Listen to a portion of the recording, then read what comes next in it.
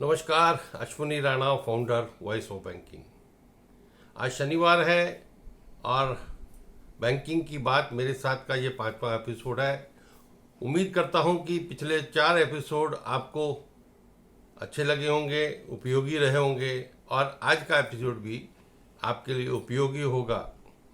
अब जानकारी जो है आप तक इस एपिसोड के द्वारा पहुंचाने की कोशिश कर रहा हूँ।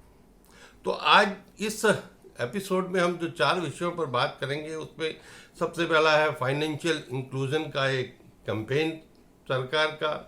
दूसरा, साइड इफेक्ट्स इस कैंपेन के और इस प्रकार के योजनाओं के। और तीसरा, 2 बैंकों ने पिछले सप्ताह जो है अपना स्थापना दिवस मनाया है। और अंत में रिजर्व बैंक ने बैंकों के ग्राहकों को दी है बहुत बड़ी खुशखबरी, बहुत बड़ी राहत। तो इन्हीं विषयों पर बात करते हैं। सबसे पहला है फाइनेंशियल इंक्लूजन। सैचुरेशन कैंपेन के नाम से ये जो फाइनेंशियल इंक्लूजन का target department of financial services ने सभी बैंकों को दिए हैं। उनके जो लीड डिस्ट्रिक्ट मैनेजर्स हैं उन सबको दिए गए हैं कि इन 3 महीनों में इन 5 विषयों के ऊपर फोकस करना है। वो विषय हैं केवाईसी है, जनधन खाते हैं, लोगों को डिजिटल फ्रॉड के बारे में अवेयरनेस करवानी है, अनक्लेम्ड जो डिपॉजिट बैंकों में पड़ा है उसके बारे में लोगों को बताना है कि कैसे ले सकते हैं, और जो प्रधानमंत्री की 3 योजनाएं हैं, जनधन, जीवन सुरक्षा और जीवन बीमा। तो केवाईसी एक अच्छा अभियान है कि भाई एक अभियान चलाकर जिन लोगों के केवाईसी नहीं हुए उसके कारण से उनके खाते बंद हो जाते हैं, उनकी अवेयरनेस ताकि उनके केवाईसी पूरे करवाए जा सके।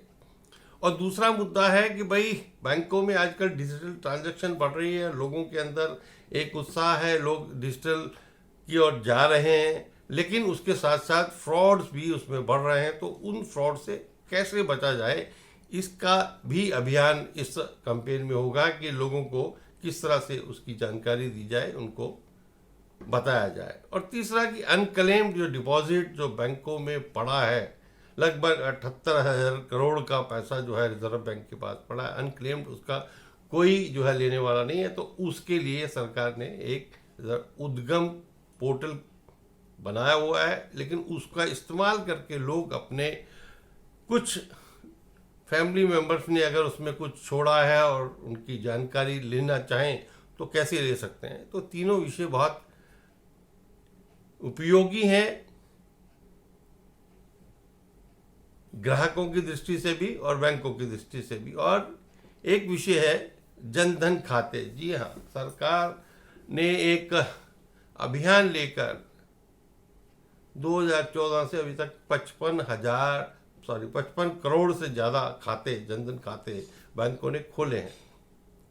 लेकिन बहुत सारे खाते उसमें से 0 बैलेंस का टारगेट था, लेकिन बहुत सारे लोगों ने उसमें पैसा अच्छा जमा कराया। लेकिन लाखों खाते आज भी ऐसे हैं कि जो सिर्फ 0 बैलेंस के साथ हैं और उनके अंदर कोई ट्रांजैक्शन नहीं होती। तो बैंकों के लिए भी वो एक बहुत बड़ा हेडेक बना हुआ है। लेकिन डीएफएस का कहना है कि अभी और जो अन्य बैंक जिनके पास कोई खाता नहीं, ऐसे और युवाओं को खाते जो है खोले जाए। अच्छा एक प्रयास है।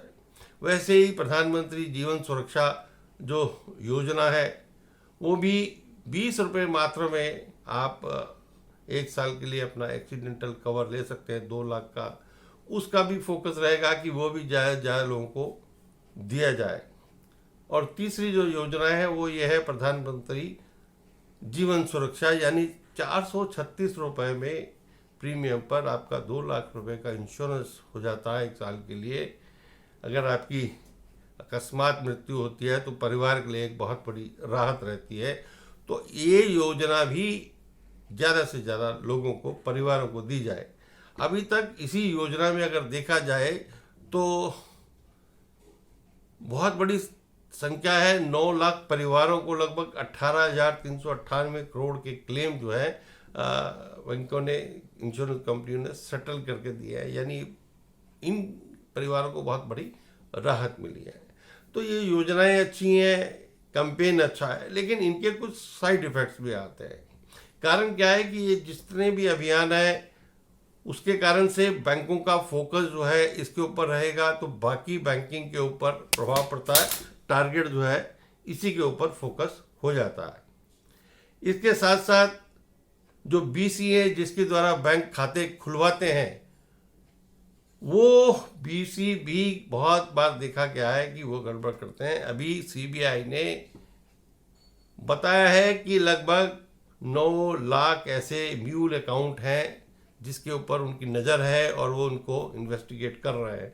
ये म्यूल अकाउंट वो हैं जो कि सिर्फ फ्रॉड करने वालों को फैसिलिटेट करने के लिए, उनको इस्तेमाल करने के लिए दिए जाते हैं और वो उनका इस्तेमाल करते हैं, और वो ज़्यादातर खाते इन बीसी वालों के थ्रू खुलते हैं। हालांकि बीसी जो बिजनेस कॉरेस्पॉन्डेंट हैं जो खाते खोलते हैं वो डॉक्यूमेंट्स भी लेते हैं, लेकिन फिर भी देखा गया है कि बहुत सारे फर्जी अकाउंट जो है वो इन्हीं द्वारा खोले जाते हैं, तो उसके ऊपर भी नज़र रहनी चाहिए।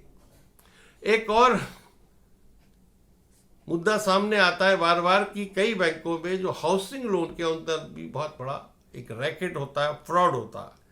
बैंक्स अपने हाउसिंग लोन के टारगेट्स पूरे करने के लिए जो डीएसए है का कंसेप्ट है, एजेंट्स को लोन लाने के लिए देते हैं, बारवर्स को लाने के लिए देते हैं, और उसके बाद कई बार ये देखा जाता है कि पूरे कंप्लाइंस नहीं होता, पूरी तरह डॉक्यूमेंट नहीं दिए जाते और वो लोन दिए जाते हैं और बाद में पता लगता है वो सब फ्रॉड है।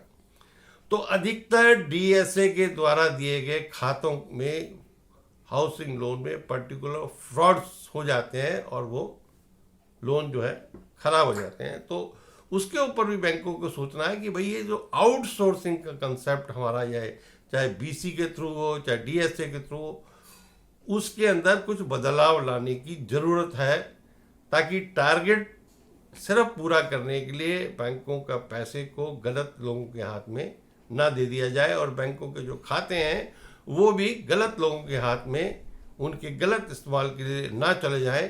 तो ये कंसेप्ट जो है इसको अंदर सुधार करने की ज़रूरत है। तो मुझे लगता है ये कैंपेन अच्छा रहेगा, लेकिन बैंकों के लिए एक बहुत बड़ा सिर दर्द होगा कि बैंक इसको फोकस करे या बैंकिंग को फोकस करे। अभी पिछले सप्ताह 2 बैंकों ने अपने स्थापना दिवस मनाए। पहला कैनरा बैंक जिसने 120 साल का अपना स्वर्णिम इतिहास जो है, युग जो है वो पूरा किया है। 120 साल हो गए कैनरा बैंक को स्थापना को। वैसे स्टेट बैंक अपना 7 दशक स्थापना की मना रहा है, लेकिन स्टेट बैंक की स्थापना सिर्फ 70 साल पहले नहीं हुई, 200 साल से ज़्यादा का पुराना इतिहास है। 1921 में इंपीरियल बैंक बना था। 3 बैंकों को मिलाकर bank of Bengal, bank of Bombay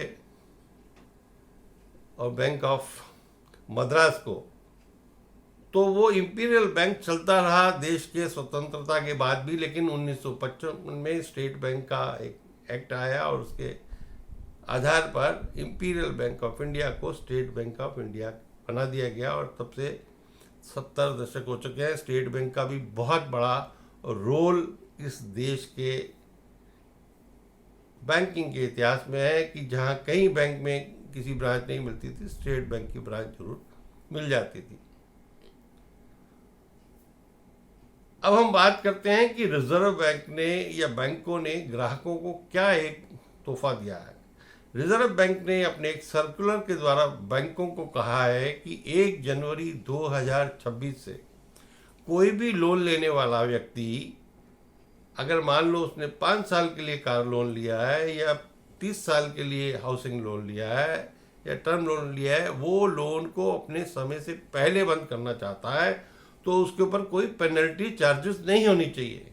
अभी तक बहुत सारे बैंक जो है प्री लोन क्लोजर के ऊपर एक पेनल्टी लेते हैं, वो एक बड़ा दबाव रहता है ग्राहकों पर, और बैंक को अगर पैसा पहले मिल रहा है तो रिजर्व बैंक का कहना है कि आपको उसमें कोई पेनल्टी नहीं लेनी है। तो ये वो लोग जो लोन को पहले जमा कराना चाहते हैं उनको एक बहुत बड़ी राहत।